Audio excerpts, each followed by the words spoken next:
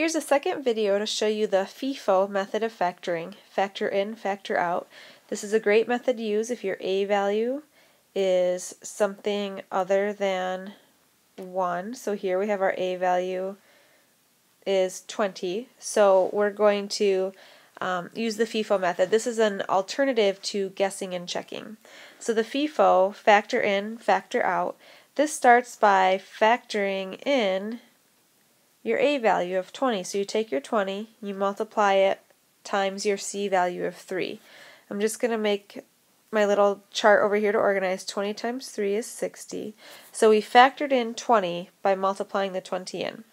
What we're going to look for next are factors of this 60 that add up to your middle term 17. So I'm going to put the 17 right there. So factors of 60 that add up to 17. The first ones I think of are maybe a 6 and a 10.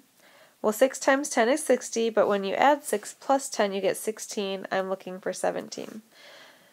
Well, 5 goes into 60, and 5 goes in 12 times, and so that's where we find the numbers we're looking for. 5 times 12 is 60.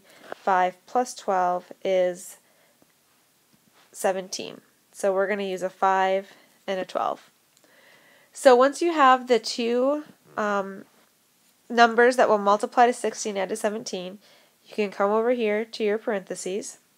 That 5 and the 12, you're going to have a plus 5 and a plus 12, so I know that that's where those will go.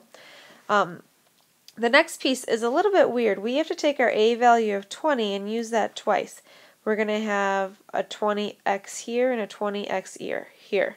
So whatever your A value is, you always put that into this first position in each parentheses. Alright, so we factored in a 20. Now comes the factor out piece. We're going to factor out a value of 20. So the idea is you look at your first set of parentheses. Can you factor a 20 out of both terms? So we're running into a problem because that 20 is too big. So you move on to your second set of parentheses. You've got a 20 and a 12. Can you factor a 20 out of both of these terms? And you can't. So it seems like we might be stuck because we're trying to factor a 20 out and we can't do it. So what we want to keep in mind is you have to factor out 20. You can factor out 20 in one number of 20, or you could factor out a total of 20. So think about your factors of 20 that you could factor out. I know that 4 times 5 is 20, so I'm going to try to use my factors 4 and 5 to factor out. If I look at the first set of parentheses, I can see that a 5 factors out of both terms.